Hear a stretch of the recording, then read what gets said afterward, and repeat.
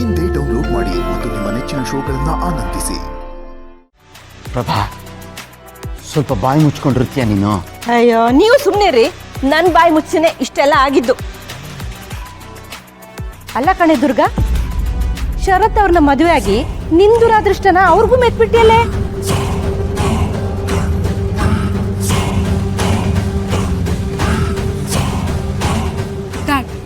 ಇದ್ದಕ್ಕಿದ್ದಾಗೆ ಪ್ರಶ್ನವರೆಲ್ಲ ಹೇಗ್ ಬಂದ್ರು? ಅದೇ ನನಗೂ ಅರ್ಥ ಆಗ್ತಾ ಇದೆ.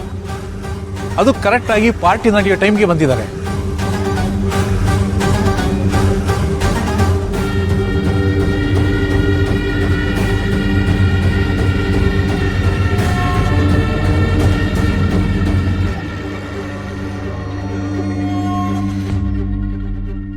ಅಯ್ಯೋ, ಶರತ್ ಅವ್ರನ್ನ ನೋಡಿದ್ರೆ ತುಂಬಾ ಬೇಜಾರಾಗುತ್ತೆ.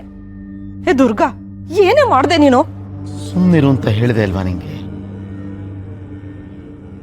ನನ್ಗ್ಯಾಕೋ ಈ ಪ್ರಭಾ ಹೇಳ್ತಿರೋ ಮಾತಲ್ಲಿ ಸತ್ಯ ಇದೆ ಅಂತ ಅನಿಸ್ತಾ ಇದೆ.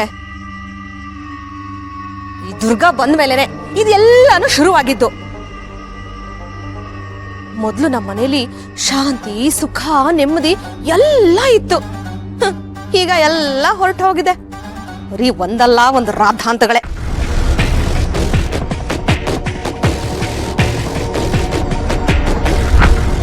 S, I agree.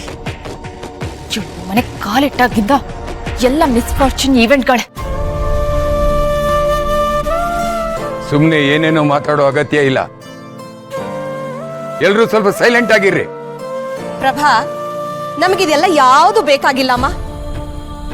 ಜೀವನದಲ್ಲಿ ನೆಮ್ಮದಿ ಸಿಕ್ಕರೆ ಸಾಕಾಗ್ಬಿಟ್ಟಿದೆ.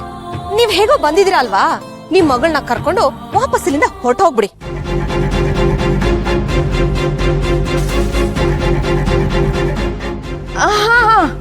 ಇಷ್ಟು ವರ್ಷ ನೋಡ್ಕೊಂಡಿರೋ ತಪ್ಪಿಗೆ ಕರ್ಕೊಂಡು ಹೋಗ್ಲೇಬೇಕಲ್ಲ. ದುರ್ಗಾ, ನಡಿ.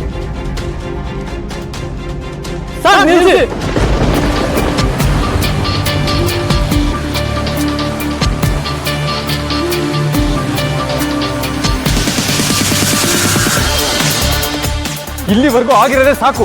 ಇವಾಗ ನಿಮ್ ಡ್ರಾಮಾ ಶುರು ಮಾಡಿದ್ರೆ ನಾನಾಗಿರಲ್ಲ ಅಷ್ಟೇ.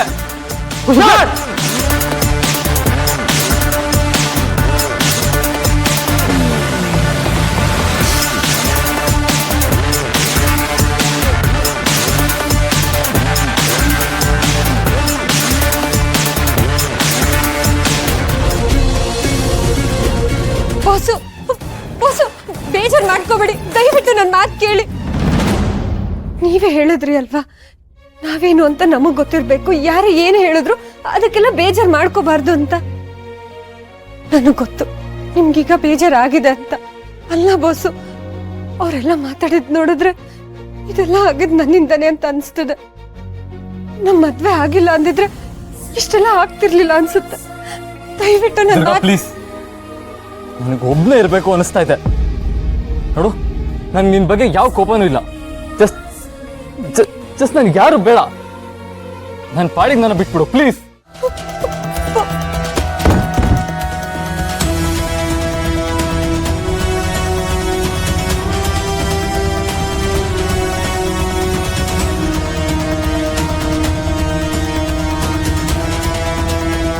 ನೀವು ಉಮನೈಸರ್ ಅನ್ನೋ ಆರೋಪ ಇದೆ ಅಂತ ನಮಗ್ ಗೊತ್ತಾಗ್ತಾ ಇದೆ. How can they talk like that?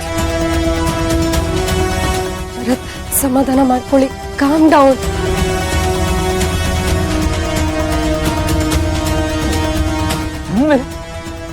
ಆ ರೀತಿ ಎಲ್ಲ ಆಪಾದನೆ ಮಾಡ್ತಾ ಇದ್ದಾರಲ್ಲ, ಅಷ್ಟು ಕೇವಲವಾಗಿ ಜಸ್ಟ್ ಹೌ? ನಮ್ಮ ಮನೇಲಿ ಏನ್ ನಡೀತಾ ಇದೆ ಅಂತ ಏನ್ ಗೊತ್ತು ಅವ್ರಿಗೆ?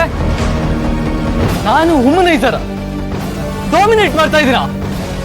ಅಂಬಿಕಾ ಬಗ್ಗೆ ಅಷ್ಟು ಕೆಟ್ಟದಾಗಿ ಮಾತಾಡೋದಕ್ಕೆ ಎಷ್ಟು ಧೈರ್ಯ ಅವ್ರಿಗೆ? I won't leave them.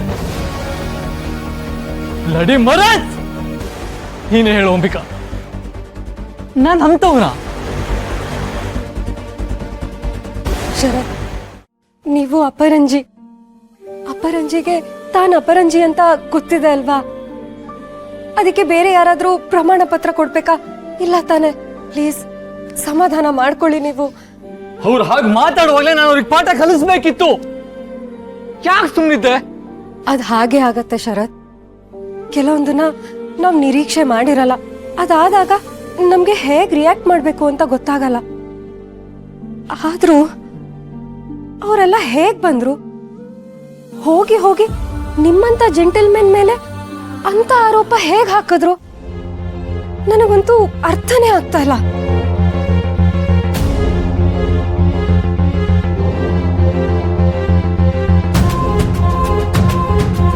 Please ಶರತ್, ಕೋಪ ಮಾಡ್ಕೋಬೇಡಿ.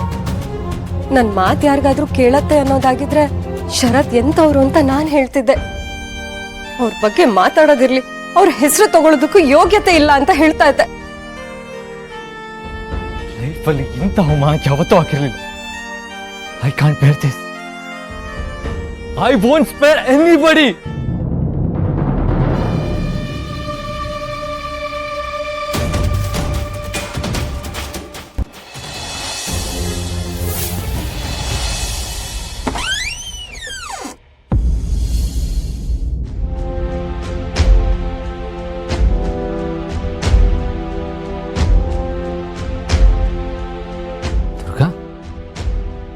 ಅರೆ, ನಾನು ಇವಳು ಇತರ ರೂಮಲ್ಲಿ ಮಲಗಿರ್ತಾಳೆ ಅಂತ ಅನ್ಕೊಂಡಲ್ಲ.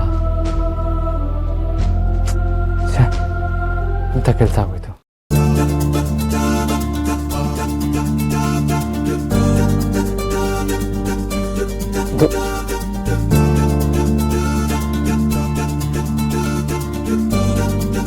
ಶರತ್ ಅವರು ಅವಳ ಮಗಳು ಕೇರ್ ಟೇಕರ್ನೇ ಮದುವೆ ಆಗಿದಾರಲ್ವಾ, ಅದು ಬೆದರಿಕೆ ಮದ್ವೆನಾ ಇಲ್ಲ ಒತ್ತಾಯದ ಮದ್ವೆನಾ? ಹಳ್ಳಿ ಹುಡುಗಿ ಅವಳನ್ನ ಕಂಟ್ರೋಲ್ ಮಾಡ್ಬೋದು ಅನ್ನೋ ರೀಸನ್ಗೆ ಶರತ್ ಅವ್ರೇನಾದ್ರೂ ಅವಳನ್ನ ಮದ್ವೆ ಆದ್ರ?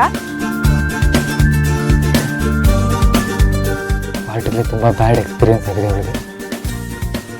ಅಟ್ಲೀಸ್ಟ್ ನೆಮ್ಮದಿಯಾಗಾದ್ರೂ ಮಲಗಲಿ.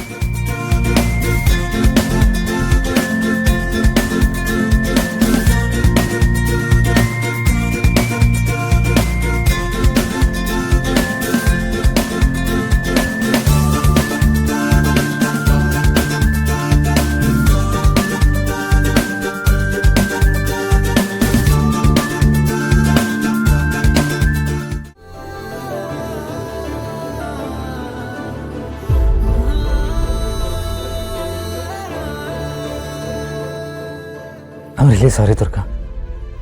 ಇವತ್ತು ಪಾರ್ಟಿ ನಿನಗೆ ಎಷ್ಟು ಕೆಟ್ಟದಾಗಿತ್ತು ಅಂತ ನನಗೆ ಗೊತ್ತು. ಪಾರ್ಟಿಲಿ ಈ ಥರ ಎಲ್ಲ ಆಗುತ್ತೆ ಅಂತ ನನಗೆ ಗೊತ್ತಿರಲಿಲ್ಲ ದುರ್ಗಾ. ಇನ್ಫ್ಯಾಕ್ಟ್ ಆ ಥರ ಆಗುತ್ತೆ ಅನ್ನೋ ಒಂದು ಸಣ್ಣ ಕ್ಲೂ ಸಿಕ್ಕಿದ್ರು ನಾನು ಇನ್ನು ಪಾರ್ಟಿಗೆ ಒತ್ತಾಯ ಮಾಡ್ತಾ ಇರಲಿಲ್ಲ. ಐ ನೋ ಅದು ನಿನಗೆ ಟ್ರಾಮಾ ಥರ ಆಗಿದೆ ಅಂತ. I am extremely sorry Durga.